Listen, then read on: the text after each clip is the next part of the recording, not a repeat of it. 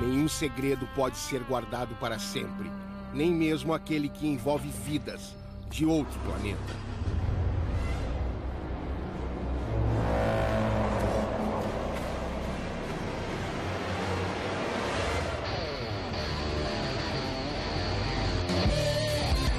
Meu nome é Fred Walsh, terráqueo, brasileiro e mochileiro ecológico.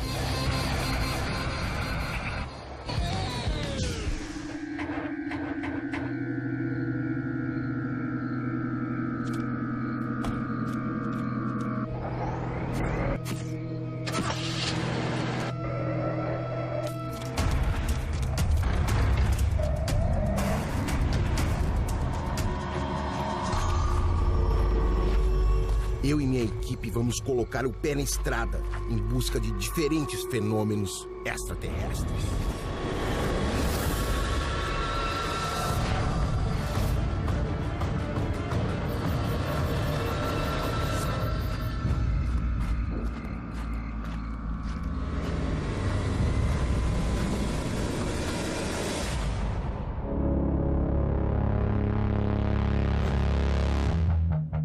O caso mais impactante desde Roswell, Novo México, ocorrido em 1947 nos Estados Unidos. Um quebra-cabeças gigantesco que deixou várias peças expostas contra a vontade de militares brasileiros e representantes de outros governos.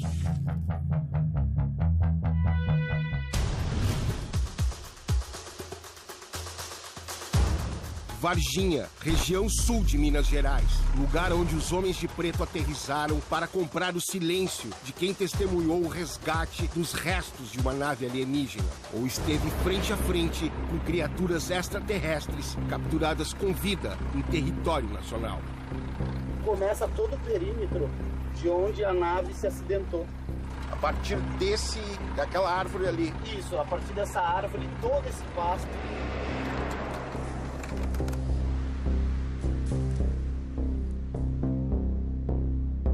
No dia 13 de janeiro de 1996, um casal de fazendeiros chamado Seu Eurico e Dona Auralina, eles estavam já se preparando para dormir, né? Já era por volta de 1h da manhã, né? Quando a Dona Auralina escutou os gados ali da fazenda fazendo uma espécie de barulho e ela saiu na janela para averiguar o que estava acontecendo. Foi quando ela conseguiu observar um objeto praticamente em formato de um submarino soltando uma espécie de uma fumaça.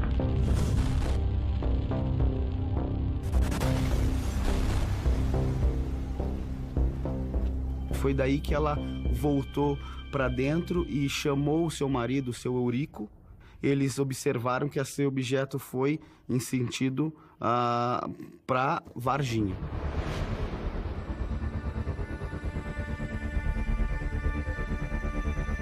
Uma fazenda a 10 quilômetros de Varginha fez do seu campo aberto uma pista de pouso forçado para centenas de fragmentos de uma nave e tripulantes com vida.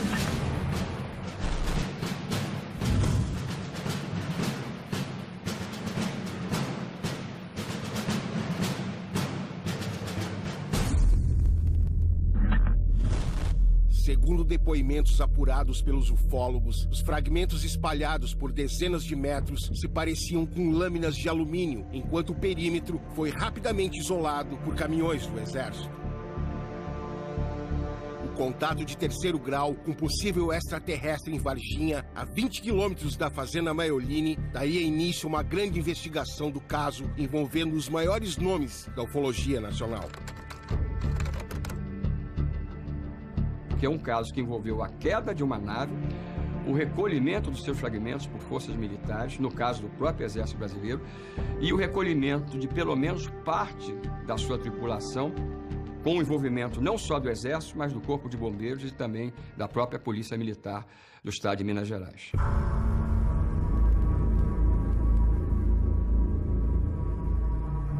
Segundo o documento sigiloso de um comandante entregue ao ufólogo Marco Antônio Petit, OVNIs vinham sendo monitorados no espaço aéreo da região com a ajuda de militares americanos, enquanto a aeronáutica alertava agrupamentos brasileiros da possível queda de um objeto nas proximidades da Escola de Sargento das Armas.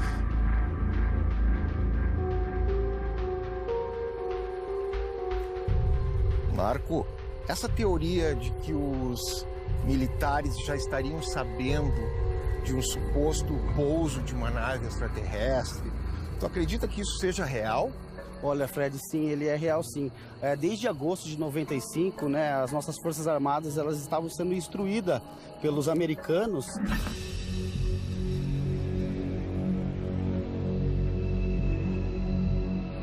Algo estava sobrevoando aqui, vários objetos voadores não identificados. Eles estavam localizando dentro do satélite.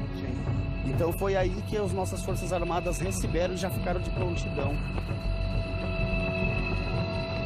Mas isso tu acha que foi uma comunicação aeronáutica com o exército? Como é que tu acredita que isso se estabeleceu?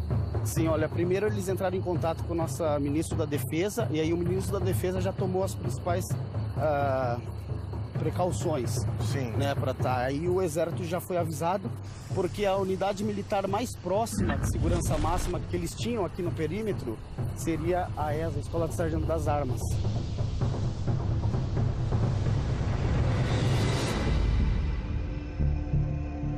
O estranho objeto caído numa fazenda entre as cidades de Três Corações e Varginha, em 1996, deixaria rastros, testemunhas e envolveria o exército. Mas os eventos a seguir ficariam mais restritos a um círculo fechado de civis e militares e acabariam por conectar as coisas e apresentar para o mundo novas pistas de um dos maiores casos ufológicos da história.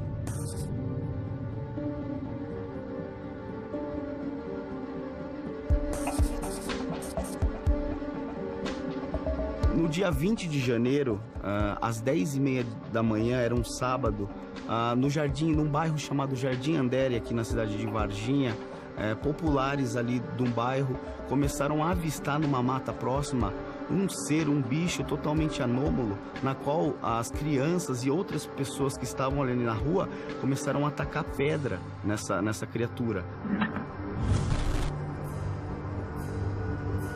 O Corpo de Bombeiros foi acionado às 10h30, onde eles se deslocaram para o bairro Jardim Andere e dali de adentraram essa mata, né, instruído pelos populares ali, né, do bairro, e na qual fizeram a primeira captura dessa estranha criatura ali.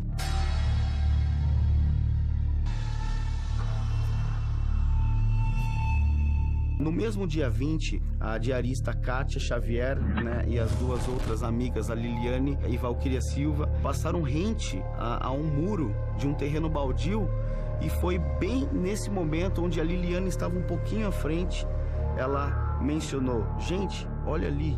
Aqui, isso, era um terreno, não era casa, não tinha casa aqui não, sabe? E aí a gente atravessamos aqui no meio da rua, né? E já entramos nesse terreno, foi onde avistou a criatura. E avistamos uma criatura muito estranha, sabe? Como é que ela se parecia, essa criatura? Como é que foi o evento em si?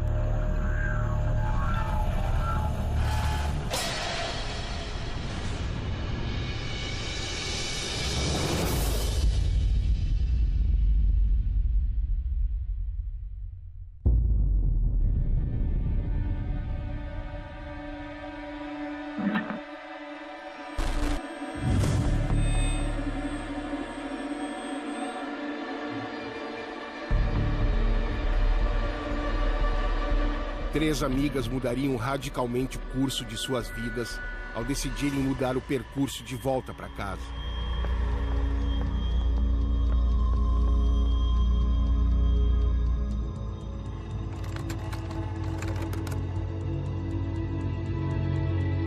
Tava eu, a Liliane, a Valquíria. Eu tava trabalhando nessa época. Eu trabalhava numa casa de família. E eu tava fazendo uma mudança nesse dia, e era o terceiro dia já. E eu chamei elas para me ajudar. E aí eu descendo para casa, passamos perto de um terreno no Jardim Andere e avistamos uma criatura muito estranha. De começo eu não sabia se era um animal ou se era um homem. Porque assim, tinha braços, não igual de um ser humano, diferente, com dedos compridos, os olhos vermelhos, sabe, o corpo marrom e assim umas veias soltadas no corpo. Sabe, como se tivesse passado um óleo no corpo dele.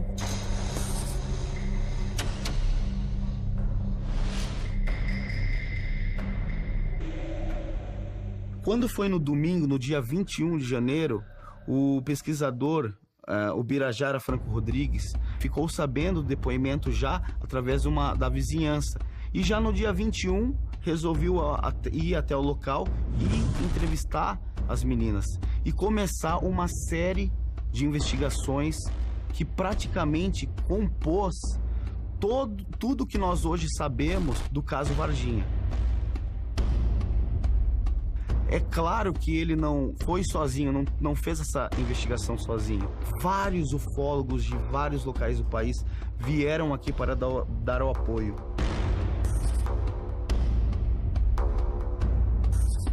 Foram vários fatos que estavam ocorrendo. Entre eles, nós podemos destacar, por exemplo, vazamento de informações passou a ser muito grande e isso os militares, evidentemente, não poderiam aceitar. Eles adulteraram, eles modificaram totalmente a estrutura do caso, para apoiar a ideia de que as meninas do caso Varginha, na realidade, teriam tido contato com um morador da cidade, conhecido como Mudim, que simplesmente elas próprias estavam cansadas de encontrar.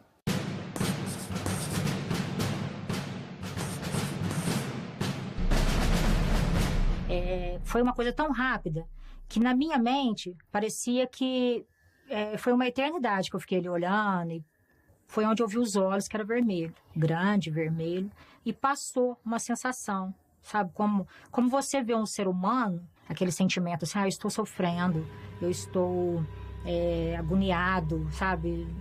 Uma expressão assim. Com informações vazadas pelos militares que desejavam revelar a verdade e se sentiam ameaçados por seus superiores, a investigação dos ufólogos começava a juntar as peças do maior quebra-cabeças da ufologia mundial. As evidências indicam que o mesmo alienígena avistado pelas meninas horas depois cruzaria o caminho do policial Marco Elixerezi numa rua próxima ao terreno baldio. O policial capturou a criatura e a levou para um dos hospitais da cidade. Xerezi viria a falecer 26 dias depois do incidente. Uma morte até hoje inexplicável, mesmo após sua irmã, Marta Tavares, ter feito de tudo para entender o trágico acontecimento. Então, foi feita a captura, foram levada a criatura para o hospital regional, do regional foi para o Humanitas, tudo. Ele pode ter tido um contato de pele e ele poderia ter um arranhão ou uma cutícula quebrada e adquirir uma substância por aí.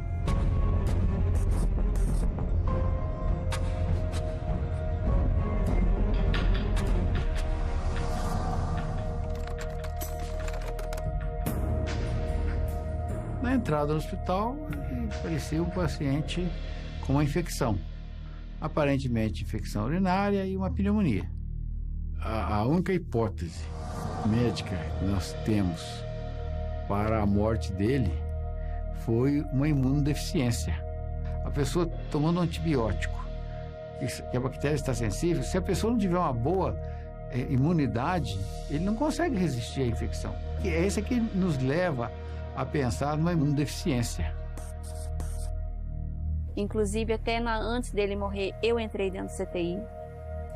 E as informações que os médicos davam era que estava esperando ver se o antibiótico fazia efeito. Olha, para ter uma ideia, nem antes nem depois do caso, eu nunca vi nenhum jovem, né, nessa idade morrer com um quadro de uma infecção desse tipo. Nunca vi. Eu fui para pegar o laudo dessa autópsia. Como ele tinha sido feito e ele era um funcionário público, eu tinha o direito de ter o resultado na minha mão. E até aí eles foram só me enrolando, o laboratório me enrolando, a polícia me enrolando. Quando foi no dia 20 de janeiro de 97, houve uma coletiva na cidade. E sem mais, sem menos, o Pacatini me chamou. Aí eu denunciei que eu não tinha recebido o laudo da autópsia. Marta conseguiria o laudo da autópsia do seu irmão menos de 48 horas após a denúncia junto aos ufólogos. Na mesma conferência para se debater as provas do caso, evidências de uma tentativa de acobertamento seriam expostas para o público. É o seguinte, segunda-feira, 10 horas da noite, a menina abriu a porta e falou: mamãe, tem os senhores aí. Enquanto eu fui me trocar de roupa para recebê-lo, eles falaram para mim, já estava entrando já na sala. Aí perguntaram o que houve com os meninos, o que tinha acontecido. Depois de ouvir tudo, o fato que elas tinham visto, eles perguntaram para elas qual que era o sonho delas.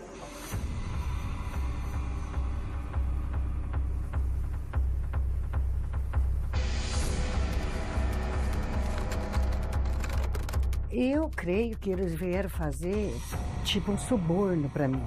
Nós queremos o seguinte, que a senhora fala com as suas filhas e que as meninas não viu nada, mentir para acabar com isso de uma vez. Aí ela falou, veio 4 homens aqui em casa, todo de preto, sentou aqui, me ofereceu uma mala de dinheiro. Depois que eu fiquei sabendo que era dólar. O dinheiro ia mudar a vida de vocês, a minha e das minhas filhas. Que a senhora pode até ir embora para outro país. Você acha que isso vai mudar a sua vida? Eu falei, sim. A pessoa para subornar a gente é simples, mas eu não posso mentir uma coisa que eu não sei o que é realmente que a minha filha viu. Só que eu não quero. Eu falei pra ela, eu não quero. Eu prefiro trabalhar e ter o meu dinheiro, porque eu não sei se isso mais tarde pode causar algo em minha vida pior. Né, Luiz? Então eu vou até o fim. Ela falou, você tem certeza, então? Porque eu tenho. Eu não quero esse dinheiro para minhas filhas. Eu falei, eu também. Se eles vão voltar aqui em casa, Kátia. E aí eu vou falar com eles, então, que não precisa nem te procurar. Eu falei, não, na minha casa eu não quero. É difícil para a mãe. Por mais que a gente lute, por mais que a gente quer as coisas certas, as pessoas ainda têm dúvida da palavra da gente. Você acha que eu fiz errado? Eu falei, não, você fez super certo. Entende? Só isso que eu tenho a falar.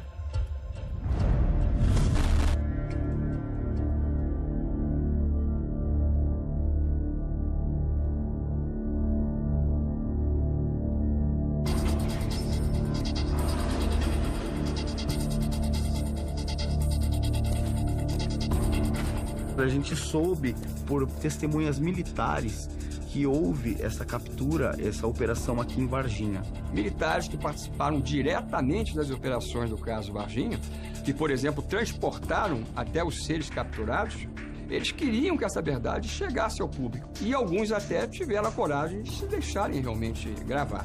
Um desses militares procurou o Vittorio Pacatini e resolveu contar o que ele sabia. Foi feito um acordo dentro do qual esse material seria exposto de uma hora para outra, por exemplo, abertamente. Agora, eu assumo aqui o compromisso e eu autorizo você a ter acesso a esse material para que você possa servir como uma testemunha direta da grandeza, sobretudo, do que foi o caso Varginha. Varginha, sábado, dia 4 de maio de 1996, primeiro depoimento. A pessoa me contou de muito boa fé e falou, pelo amor de Deus, eu vou na cadeia por conta da tua pessoa. Eu falei, claro que não. Não posso perder meu emprego também, não. Pois esse aqui é um checkmate. Nós já estamos com isso na mão há quase 20 dias. Não conseguimos ainda achar uma solução para o problema. Nós estamos com toda a operação desvendada.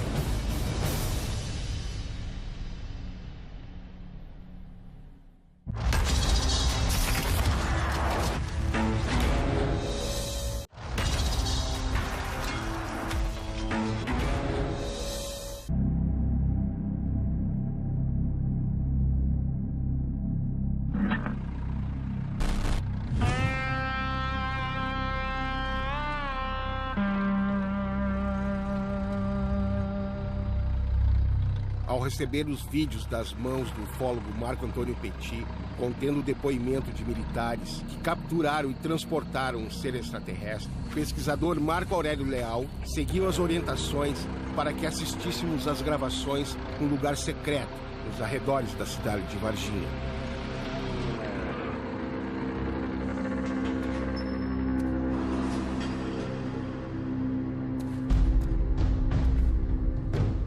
Esses vídeos são autênticos e seguem sigilosos. Conforme o acordo entre ufólogos e militares, apenas poderão ser levados a público se qualquer uma das partes sofrer ameaças e punições pelos próprios militares e órgãos do governo. Varginha, sábado, dia 4 de maio de 1996.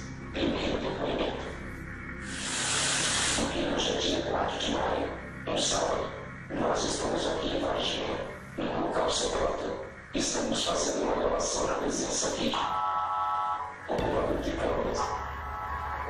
O primeiro vídeo é um militar da ESA.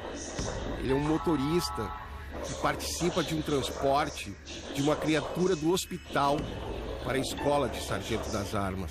O relato é extremamente detalhado, é de arrepiar. O motorista narra que ele entra no hospital e enxerga um caixão, e dentro desse caixão ele consegue ver um pé que tem um formato bifurcado. O outro motorista está atrás. Daí ele consegue ver a cabeça do ser, com as 3 protuberâncias vermelhas, os olhos vermelhos. E você nota que os militares estão com medo de dar esse depoimento. E por isso esse acordo e esse sigilo. E eu tive a honra, hoje, de saber que nós estamos sendo visitados, sim, por seres extraterrestres que foram capturados aqui em Varginha. Aqui em Varginha, em 1996. Não foi só uma criatura, foram 2 criaturas. A gente está bem ao lado da cidade.